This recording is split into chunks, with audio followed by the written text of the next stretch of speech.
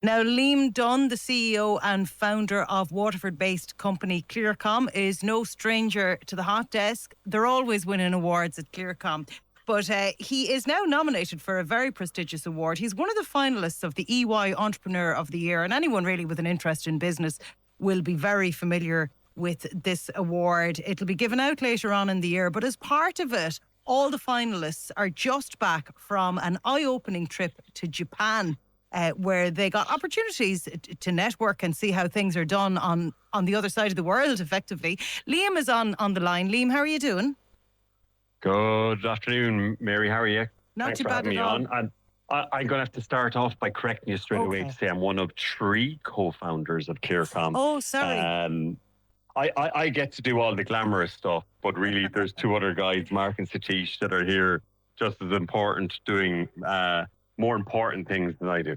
I beg your pardon. And you're always very modest when we interview you. You never take the glory, to be fair. You always clarify that it's not just you. But for this trip, you were actually the only representative of Klearcom, right? That's right.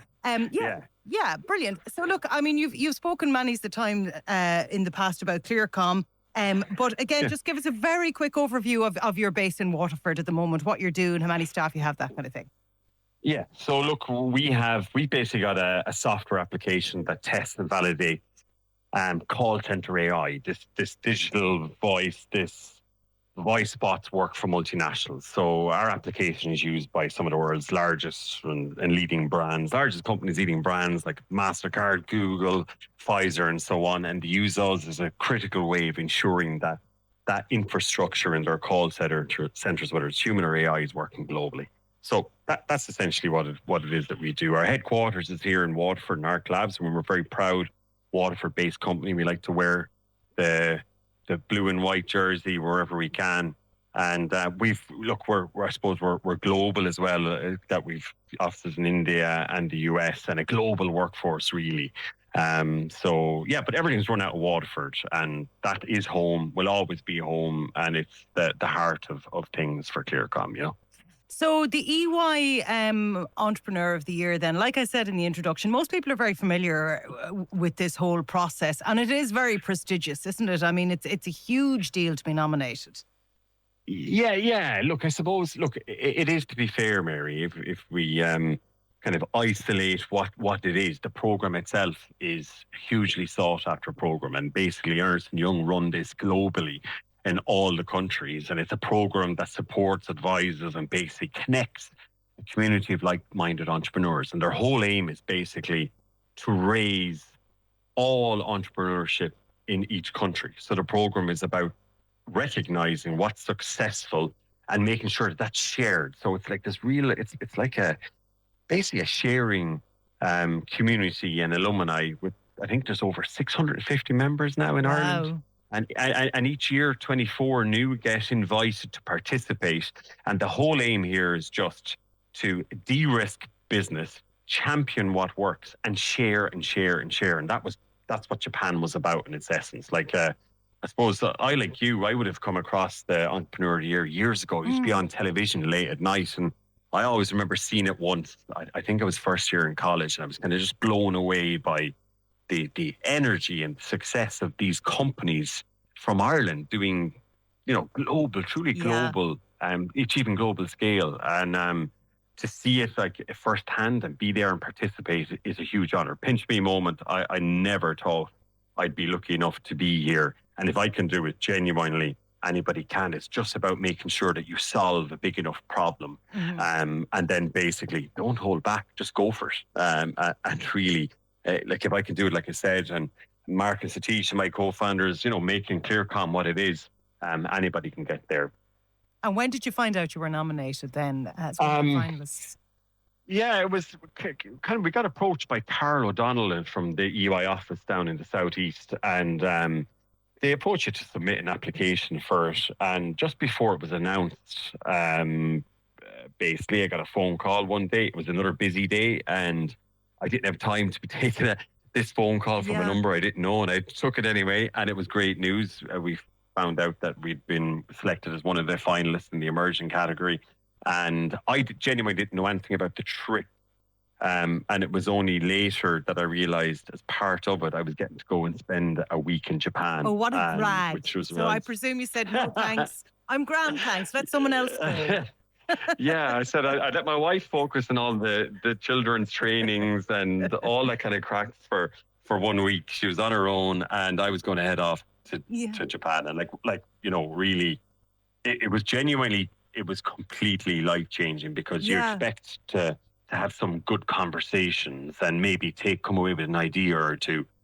I have never been with a group of so many supportive individuals from a business community. And every session, every bus ride, every train journey, it was literally like an Irish oral in a way. You were sitting there and you sit down beside somebody new every single time, and you would just get grilled, but in a good way, in an honest way, ensuring that, have you thought about this when it comes to your business? If you've got global ambitions to truly scale and become a category leader, it was like a masterclass. It was like a real world MBA is how I describe it, where you were learning just, I suppose, like anything. Do you know, you can talk about sport, but if you play it, it's just that it's different.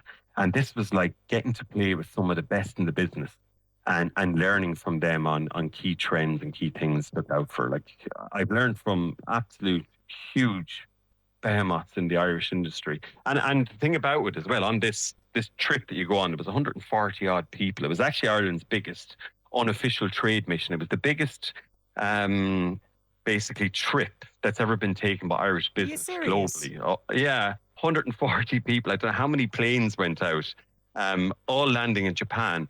And except for the finalists, everybody pays for their own trip. They're so committed to Irish entrepreneurialism. So outside of us 24 that managed to be lucky enough to be selected as part of it, everybody else pays their way. And it's about that community of giving back, or it's about companies that have scaled and that can help others avoid potential pitfalls, banana skins and so on, and really help businesses go faster. And that was just one side, but then learning all about Japan and the market itself and the similarities culturally between the Irish and the Japanese is huge. They're so similar to us in so many ways. And, relationships, trust, respect, bedrocks of business that might be forgotten in other markets, they still really appreciate it. And they have so much respect for Irish people and the fact that we're willing to go that far to foster relationships and figure out how to, do business in that market. It's a truly huge market. And we know ourselves now, Mary, with everything like these various different discussions around tariffs and so on. It is important for Irish businesses to not just look towards the typical markets, to look at these markets where there's receptive audiences. And it just, I suppose, it's a bit more nuanced. You take a bit more time to learn a bit more, but the impact can be huge for everybody involved. And do you think that's why Japan was chosen? Am I right in saying there's different destinations chosen depending? Exactly. But I mean, obviously the destinations. Timing. Yeah, it's timing, and I presume it's all very strategic. So where did you go to in Japan then?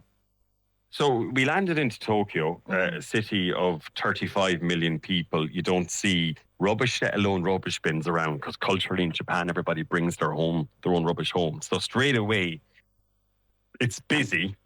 It's full of a lot of people at that level of a population, but it's just a bit different and it's very respectful.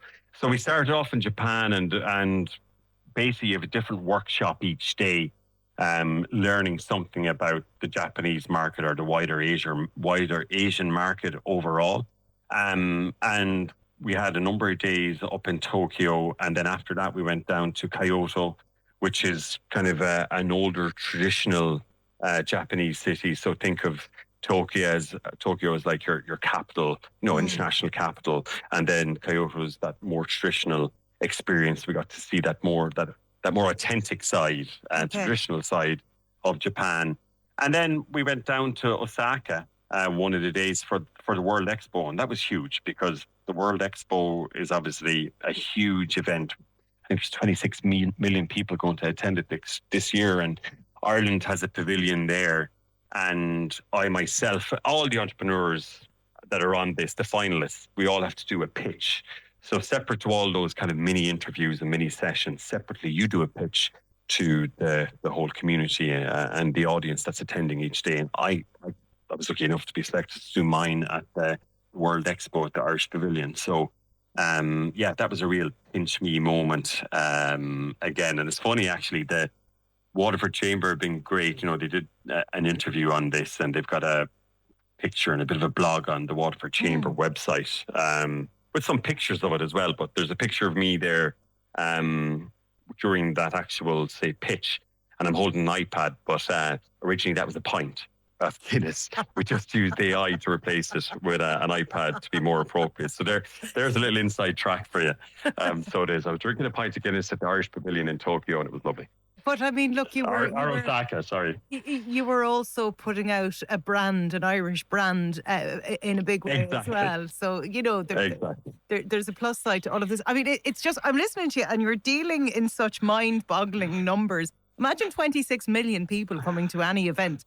Like, there's so many Irelands would fit in to all these things. 35 million you mentioned as the population of Tokyo. And I'm sorry, maybe one thing on that as well, just the Irish Pavilion. It's one of the most visited pavilions of all the other countries at the World Expo.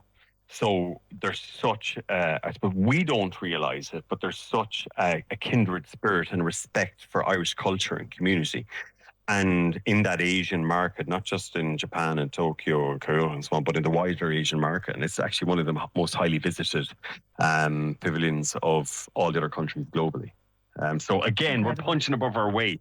It's great. And were you nervous now doing a pitch in front of a huge crowd of people?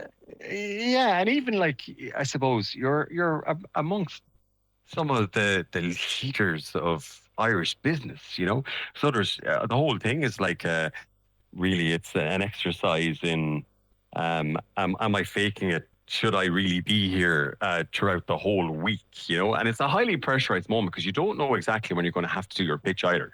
So you're waiting for the tap on the shoulder at any time.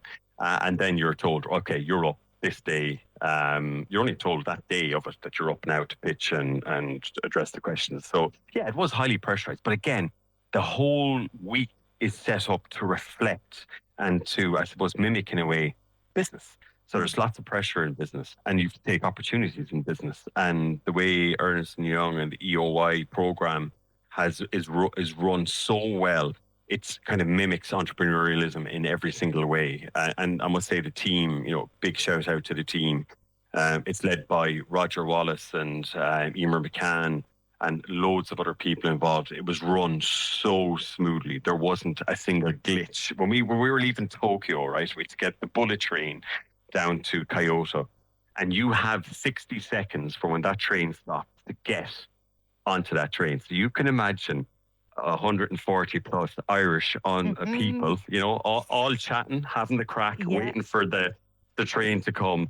And the guys had it so well drilled, getting on and off. And look, just start to finish, even one of the nights we were lucky enough to have Eddie Jones, the ex-England and Australian rugby coach, come and talk to us and talk about his experience of dealing with high pressure situations. We had Dennis O'Brien in one of the evens talk about opportunity and appetite for risk taking. And there was always a leader in some area of business that was giving some lesson, message, talk, and happy to sit there with you afterwards. It wasn't just give the talk and disappear. Yeah. They would sit down with you, no different to you and I now, Mary, having a chat. And it was genuine like a chat.